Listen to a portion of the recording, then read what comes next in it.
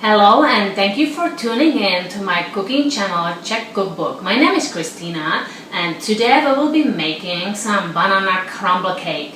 The reason why I'm calling it crumble is because of the topping I'm using.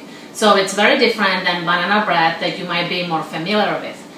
We love bananas and many times, they go bad pretty fast. So I was thinking I should just make and create a recipe that uses bananas and it's tasty too. So that's what I did, and I worked on this recipe for some time because it wasn't perfect, and now I'm finally happy with it. So I want to share it with all of you guys so you can try it too, just in case you have some leftover bananas that are pretty ripe and you don't know what to do with them.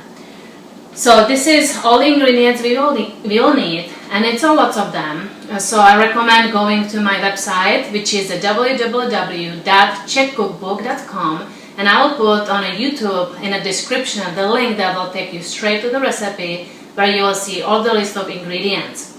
I will divide this recipe into 3 bowls. So for the first bowl we will need 3 ripe bananas, 6 tablespoons of butter. For a baking, I'm using always unsalted butter, 2 eggs, 1 teaspoon of vanilla extract, half a cup of milk, 3/4 of a cup of sugar, and this is the first bowl. And in the second bowl we will use the dry ingredients, which is 1/2 cup of flour, 1/4 of a cup of unsweetened baking cocoa. Then we have here 2 teaspoons of baking powder, 1 teaspoon of baking soda. We are buying the baking soda in big bags, so I always put it in smaller jars. So this is the baking soda. And then the smallest bowl will be our crumble, which is half a cup of sugar, 2 tablespoons of butter, and 2 tablespoons of flour. And then you will need also a tray. I love to use the glass tray. So for that I will use some oil to brush it on the bottom. And if you don't use the glass tray, then you might need to sprinkle a little bit of flour so it does not stick to the pan. So I think that's it. And now we can start making this amazing crumble. Our first step is to smoosh these bananas. So let's use some fork and nicely smoosh them. We're using 3 ripe bananas. Now we will add 6 tablespoons of butter, and I had it sitting out on a counter for a while so it's soft. If it's not soft, just put it in a microwave for a little bit to soften it up. Oops, some paper from a wrapper. You don't want to eat paper. Okay, this is good. Now we'll be adding 2 eggs. Let's add 1 teaspoon of vanilla extract, half a cup of milk, 3/4 of a cup of sugar. Let's mix this a little bit. Let's set it aside and let's prepare the dry ingredients bowl. Here I have 1/2 cup of all-purpose flour.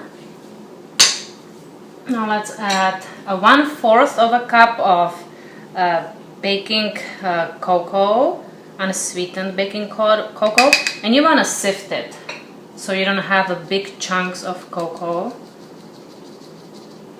Now here you just press it through a strainer. This way it will be nice and smooth.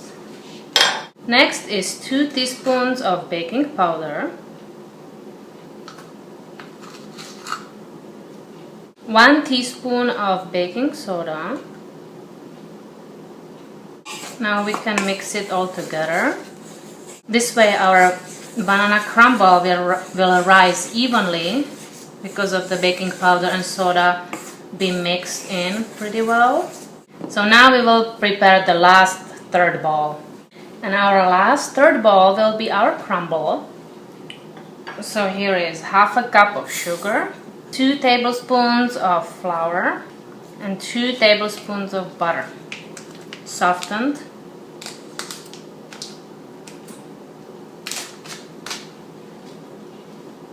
And now you use a fork and you just crush it all together. I could have used probably bigger bowl, but that's okay. Might wanna get it off the fork like that. This looks good. We have a nice crumble, and this will be our topping. Let's preheat the oven to 350, which I just did. So the oven is preheating. And here is my glass tray. This is 9 by 13 inches. And let's put a little bit of oil. I have a olive oil here. Just spread it as needed. Also on the sides. A little more. And like I said, if you don't have a glass tray, you might want to sprinkle a little bit of flour on top of the oil so it does not stick to the pan. And our pan is ready, so set it aside and let's do the batter. So let's use a hand mixer and mix it all together.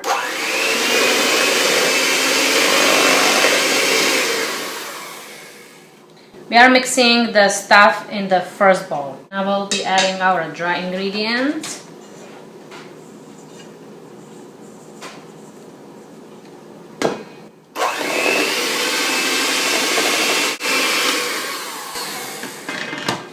I'll put everything in first. And this mixer does not have the slowest speed, so it's pretty fast on the lowest speed. So I'll just mix it a little bit. Oh, the smell of the cocoa, so good. And now let's mix it.